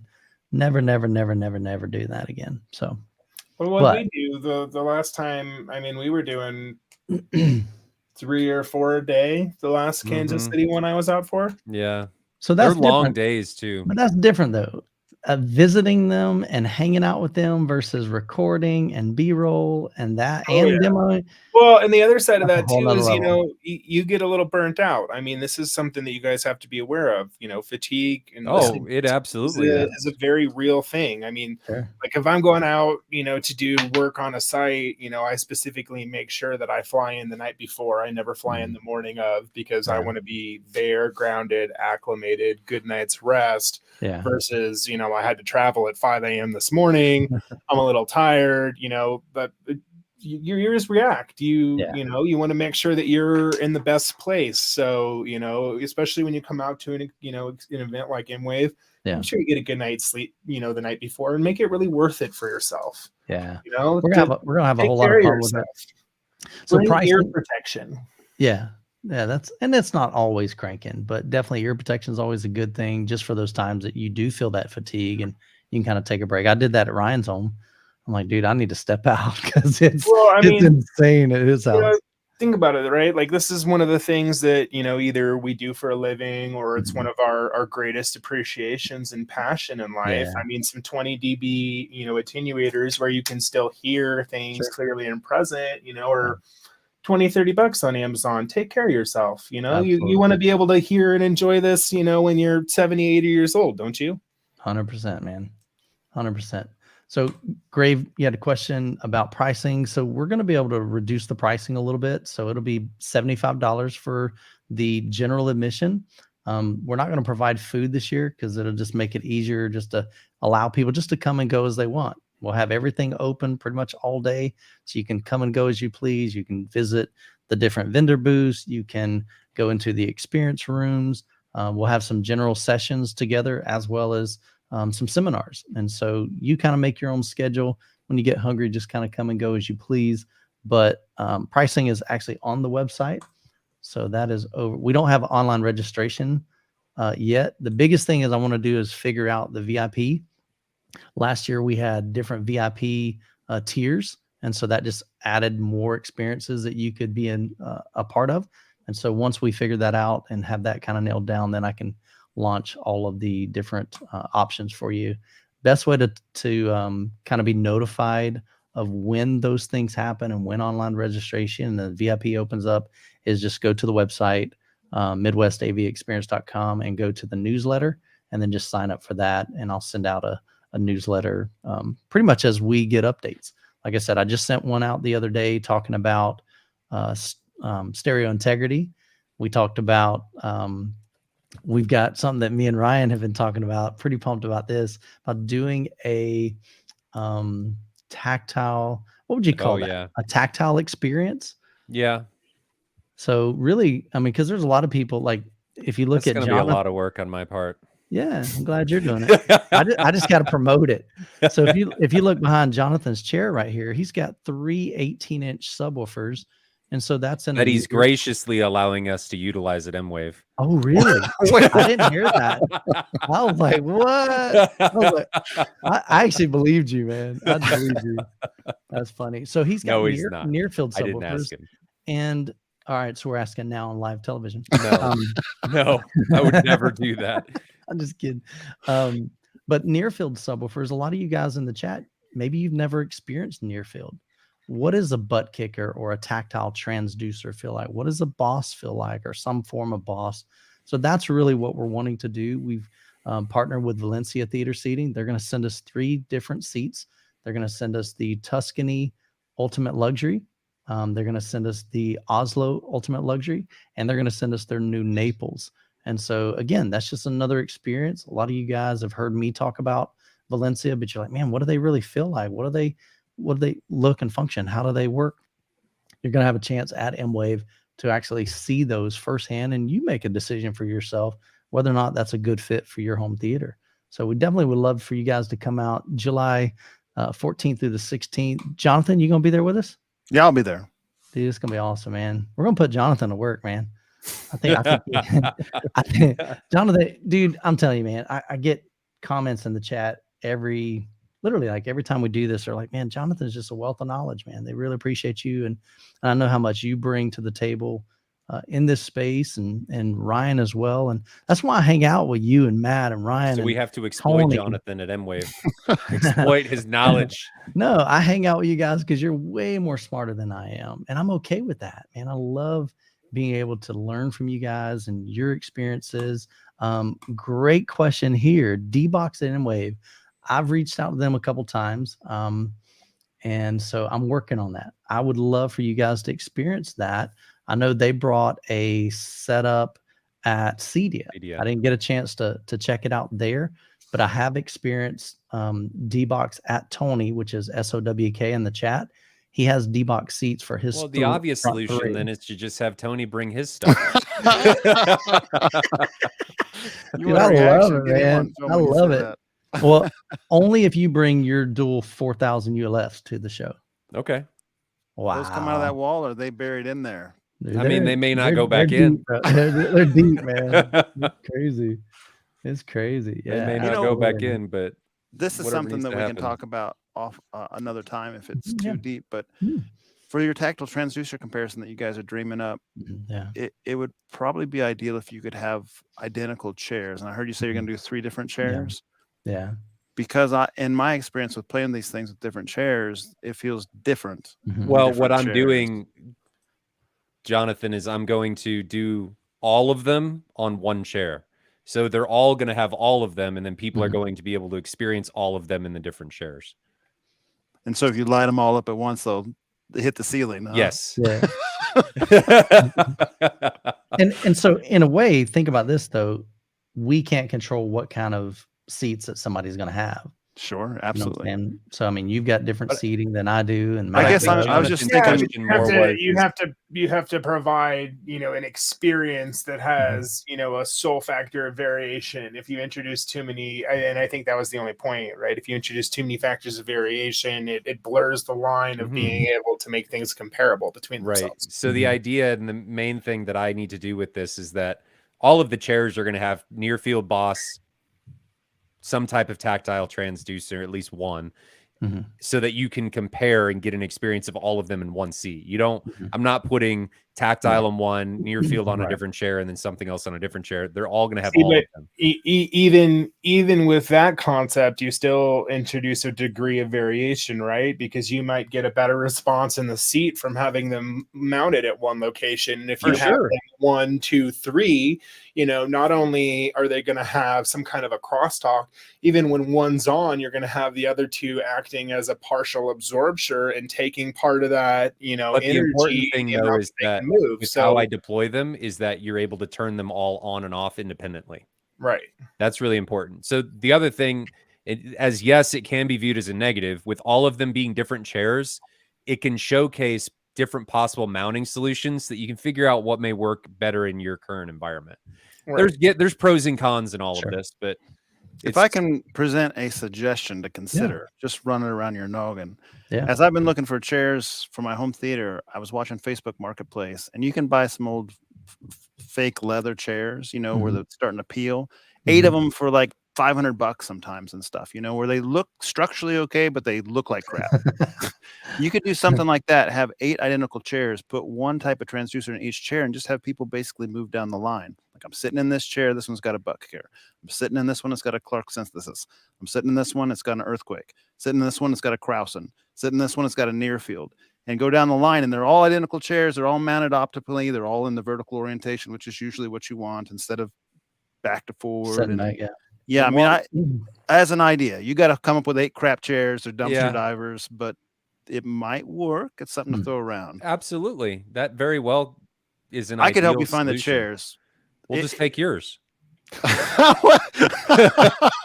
You fell right into his plan, Jonathan. You have like, 8. Look at them. Is going to They're ready. You've got near field. Hell, you've got butt kickers and boss already attached to the front ones. It's less things that I have to do. And you've fallen into my trap, Jonathan. And you have 8 subwoofers for us to use too that you've already volunteered. It all just comes together, full circle, easy. I'm ready to rock.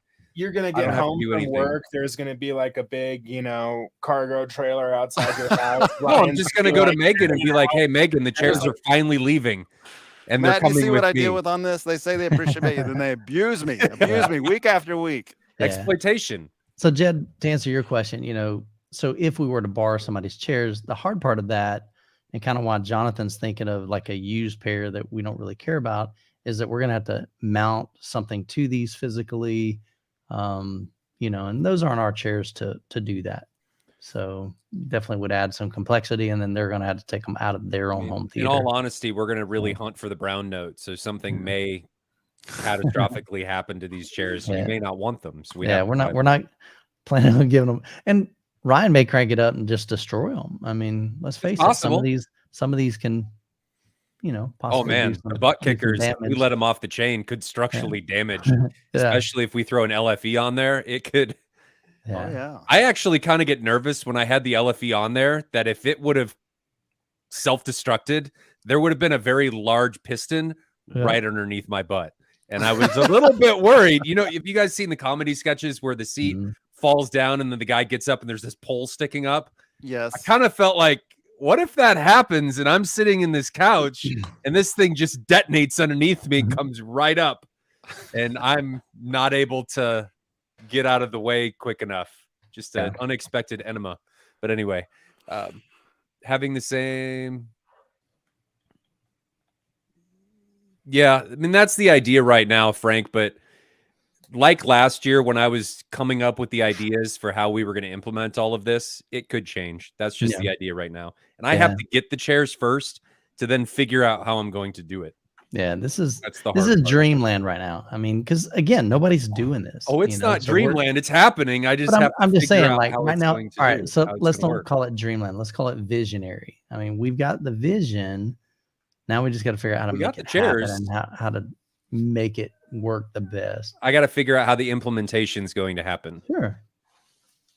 So, and that's why Jonathan, we're going to pick his brain. No, we're going to take his stuff. Get out of here. Let's do both. Let's do both, man. So I think Tony has another question. So Tony, if you got a question for Matt, Mark has a question of ISP Core 16 versus ISP Elite. Okay. What's the question? What's the difference between a Core and Elite? I call the Core 16 our entry level processor because that's what we like to call the smaller. It's not entry level, by the way. And this is kind of my 5-second sales pitch on it, right? Because there's nothing entry level about it. It's the same HDMI card. It's essentially the same main board. It's the same decoder. It's the same DSP chips. There's just only 2 of them instead of 4 because it's fixed at 16 channels, whereas the ISP Elite is modular up to 32. Other than that, they're the exact same. There's an optional license upgrade for the Core 16. So the Core 16 does not include HDMI matrix functionality. If you don't know, we have a 7 in, 2 out, all full 4K HDMI card. Fun fact, in order to label yourself as 4K, etc., standard wise, you actually only have to have 1 port that's capable of that. All our ports are 4K capable and out. So, we have an HDMI matrix function so that you can use output 2 for video output and a secondary zone if you'd like. So that feature is an optional upgrade for the Core 16. Flexible base routing. So we have the ability to do base management in 6 separate independent zones. So for example, you could have front left, front right, rear left, rear right subwoofer, subwoofer in the ceiling for the Atmos channels and have all of those channels, feed those subwoofer groups, discreetly, and then have LFE blend everywhere else. So that function is not part of the Core 16 by default. And then the other function that's not on there is the Storm XT ambience expander, which is, it's not an up mixer. The way it works is, for example, when we're decoding sound, right? Let's say we're decoding sound from our left side, our LS0 channel. There's 2 separate things that are decoded. There's direct sound, which is your actual object-based rendering that's moving from point to point in your ecospace. There is diffuse sound, which is the background elements. So one of my favorite, scenes that I like to bring up that has a good effect of this is Guardians of the Galaxy Volume 2, where they've crashed the spaceship. Chris Pratt has gone off to, be with his father, blah, blah, blah, blah, blah. And they're doing the repairs and they get ambushed and they are, having the battle scene out in the woods. There's this part where the wind blows through the leaves. That's a really excellent example of diffused sound object. So what Storm XT does is it will pass diffuse elements to channels that aren't active. So for example, if you have a 9-channel base layer, right, where you've got LCR, you've got wides, you've got surround zeros, and you've got rear surrounds. Most of the de facto streaming for Atmos or whatever have you comes from a 7-1-4 base. Right. So in that aspect, I'm not going to have, any content on my wide channels, right? In fact, there's a ton of content out there that has no signal information for your wide channels. So implementing the Storm XT ambience expander, for example, is going to take, the diffuse sound elements from my LS0 channel and from my left front channel and blend them and put them out in my left wide. So there's not actual, any objects. It's not like a surround up mixer, right? Where your actual objects are being passed. It's only the diffuse sound. So psychoacoustically, there's no discoherence between object rendering or things like that. It just creates a more 3D, immersively full background image sonically. So those 3 things don't come on standard with the Core 16. However, it's just an optional license package You can talk to your dealer about that if you're interested in it, and it'll bring those 3 things. It's just a file that's loaded to your unit. And that's it. Now, is the Core 16 upgradable? It is upgradable with both firmware and HDMI. However, it is fixed at 16 channels analog. It can never be more than that. It can never be digital. That's it. That's why we call it the entry version. That's why it's cheaper, because it doesn't have the flexibility that the Elite has. Can the main chassis board be upgraded? If there comes to a point where we need to, yeah. Okay, we're going to hit these last 4 questions real quick. Chris B says, will Storm Audio upgrade the processor from HDMI 2.0 to 2.1? So we're on the 2.0 B card right now. 2.1 card will come. It's not going to come until Q3 or Q4 of this year. We made that decision because we didn't want to launch a less robust solution. Our development version works fine, but it's not where we think it's competitive. So we're going to continue the development until it is. Okay. What about DACs?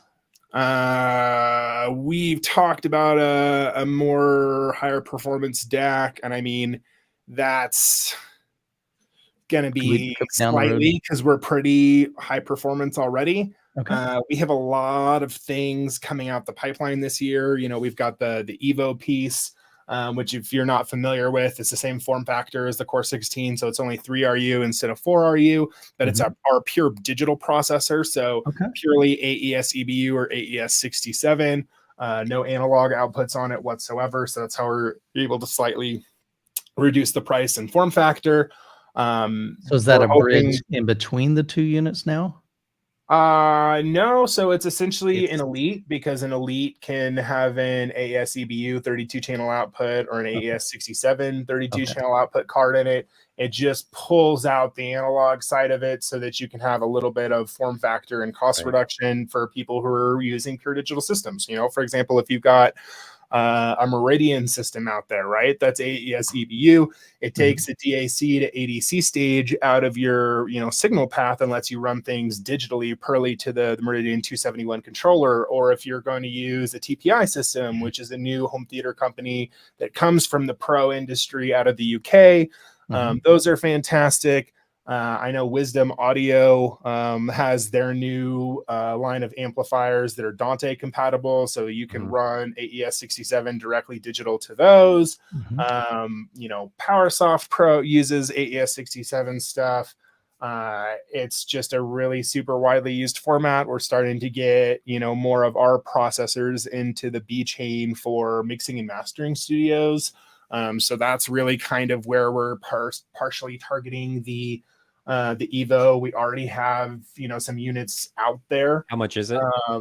There will be, all the final stuff will be announced with dealers this quarter. We haven't started pushing anything publicly and talking about it yet, but there's the Evo.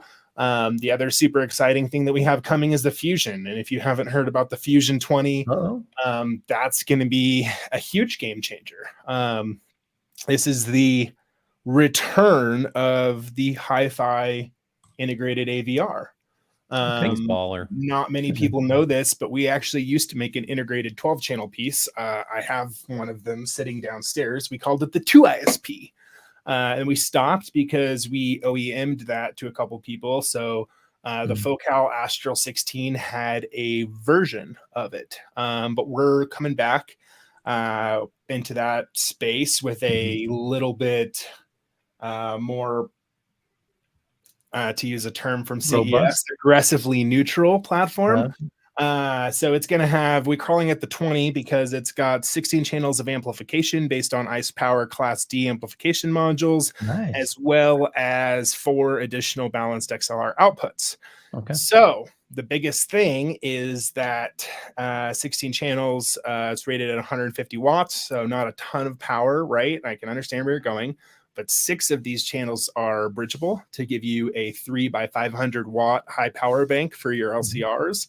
So, if your brain works like my brain, you're thinking, I've got 3 high power channels. That's going to leave me with another 10 additional channels after that. So I'm thinking, 9 base layer, then 4 Atmos or overhead channels, and then those 4 balanced XLR outputs running to powered subwoofers that have high power internal amps. That's a pretty killer platform. For like $4,000. You and me both wish, Michael. You and me both wish. Hey man, I'm looking for youth man deals. I'm looking out for my audience, man. The They're always looking Fusion, for.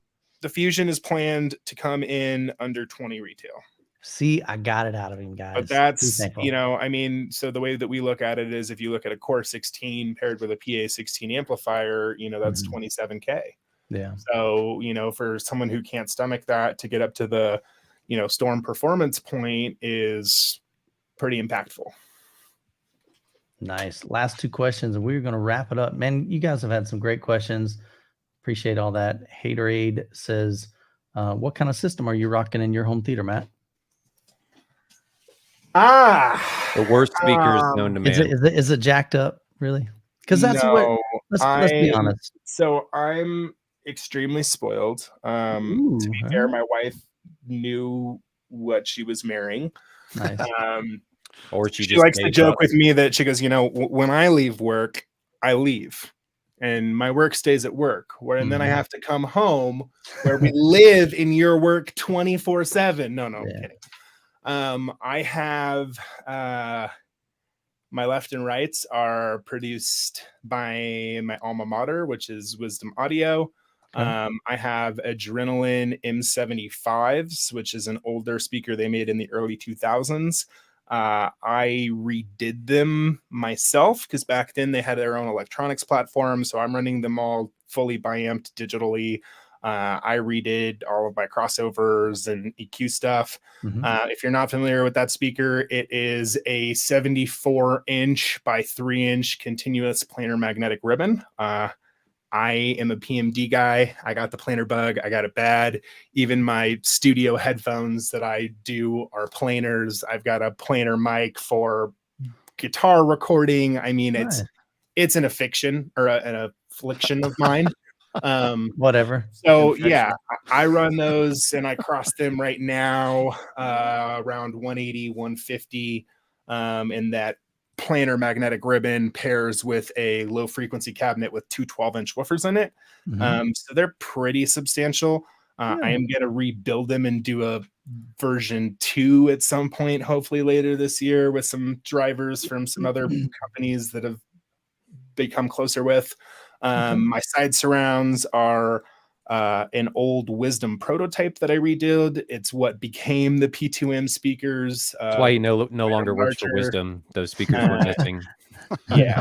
And then my rear channels are a project that I did myself with some pro Wavecore woofers and some other drivers that I really just wanted to see how good of a speaker I could build with a cheap driver. So they're 2 ways using a Foundtech 1-inch full range, and I would blow you away with what I could pull off with an 8-inch driver. And then my overheads are North Creek Music Systems Echo 2s, which no one's ever probably heard of. My old mentor, it was one of his companies that he ran. But every room in this house is an audio house. I mean, our master bedroom has Apogee stage duettas from AR, if anybody remembers what those are, and a sub in it too. So, which if you don't, that was a floor freestanding dipole 2-way planar magnetic ribbon. Yeah, my house is loud. So you got some nice entry level stuff there, man. I like it. Entry level. Awesome, yeah. Yeah, he's way on up there, man. Yeah, Wisdom makes some killer stuff. I had a privilege of doing a couple home theater tours with them. They're phenomenal, man. Truly phenomenal. Last question of the night coming from Tony. Salk says, will Storm Audio eventually support DTSX Pro? Ground speakers. Yeah, ground speakers. Yes, let me put that back up. Ground speakers, and I guess he's talking about, he's also doing left back, center back, and right back, though. Yeah. So those we've talked about. I don't know whether the ground ones, I haven't looked at what the latest DTSX actual decoding ground point is.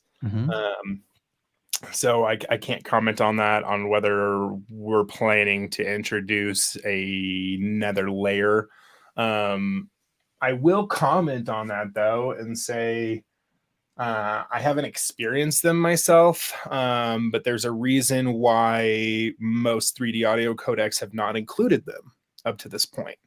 And it actually comes from our ancestral DNA and how humans are coded, right? So if you think back, 300-400 years ago, 1,000 years ago, 2,000 years ago, however long have you, human defense mechanisms being out in the wilderness, right? If you hear, if you're in the jungle walking through and you hear a sound coming from the ground, what does that do?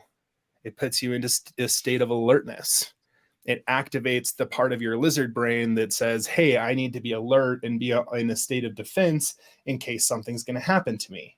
Now, this kind of directly conflicts with our job as integrators and manufacturers, right? Because why do we watch movies? Why do we read books? Why do we listen to music? It is a escape from reality. It is a journey into parallel universes, right? Other existences. So anything that brings you out of that experience is a failure on our part. So, having sound that originates from directly below you has the potential to do that and bring you out of that experience because it's activating something, in the back of your brain that says, hey, I need to, be careful and pay attention. And that can, detach you from the experience, cinematically that you're trying to have. So we'll see. I haven't played with it myself, but that's my opinion. So it could be in the works.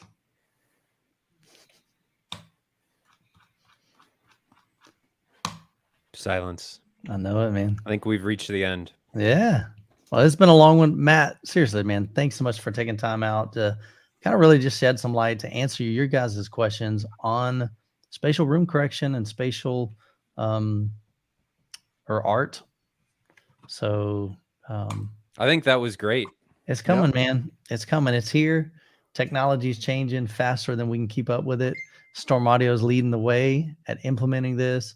And then, yes, we may see this added to future brands as well. So if you've got a different brand, either you can jump on the bandwagon now, head over to Storm Audio, pick you up one.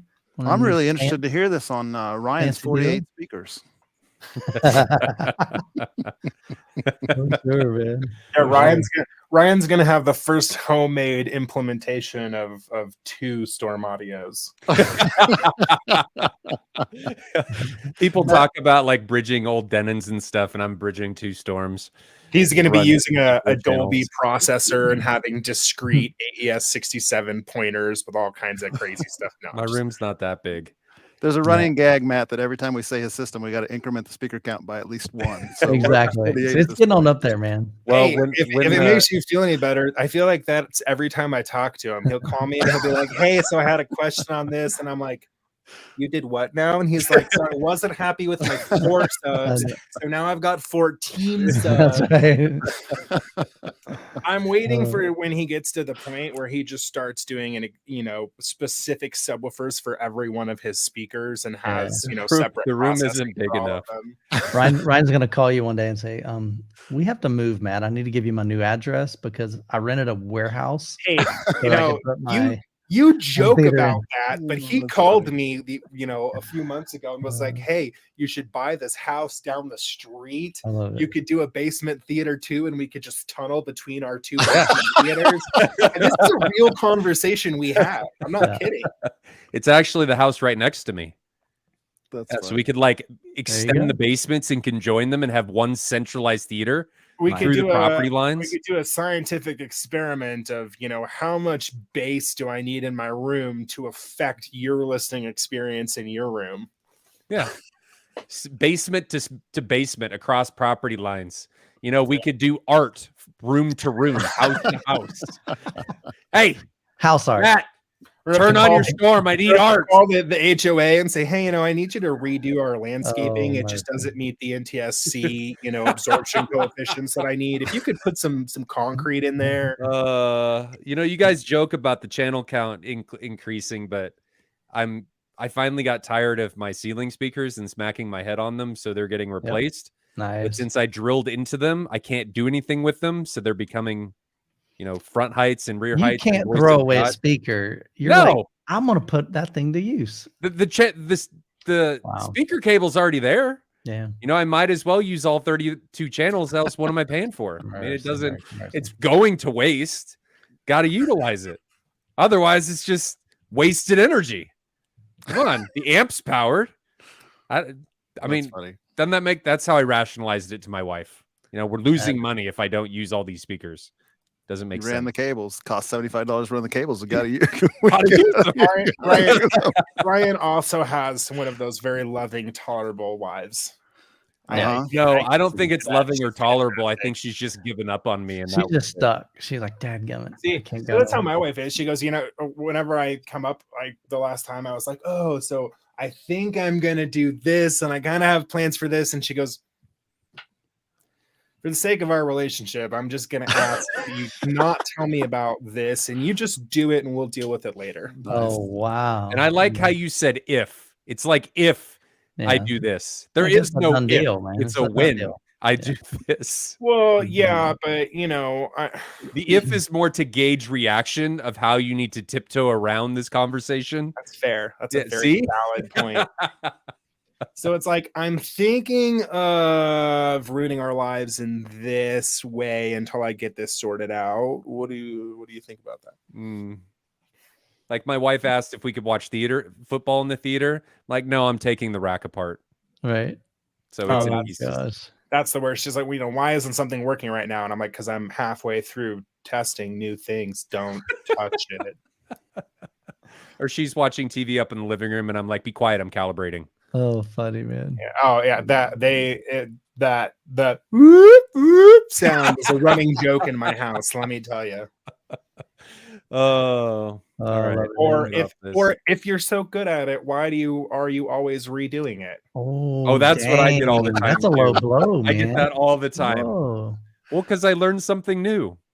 Wow, it's a learning process. Man, gotta redo it. Are harsh, it's all about growth and the pursuit of excellence, right? It's that chase. For sure, man. Well, guys, if y'all enjoyed the video, if you got value out of this, make sure you smash that like button, man. Let YouTube know that you enjoyed it. Also, love to remind you again, MWAVE, hopefully we're going to get Storm Audio out there.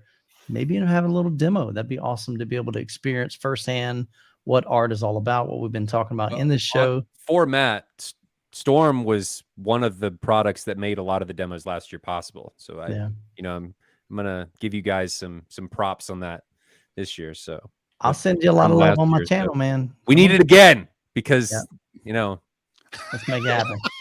Please come. Because I need more than two. So excited he clips his microphone in. Well, sure. Well, Matt, like I said, man, thanks so much for taking your time. Ryan, as always, good always having you. Jonathan, pleasure, brother. See you around. All right, guys. Y'all have a great week. I like the stash. Rest of your evening. By the way, Matt, I like the stash. That looks good. Thank you. I appreciate it. It's only taken 30 years to look somewhat appropriate. He's like, I finally grew in. You're still not allowed to look at pictures side by side between me and my father's mustache, but on its own, it's okay. Nice. All right, guys. Y'all have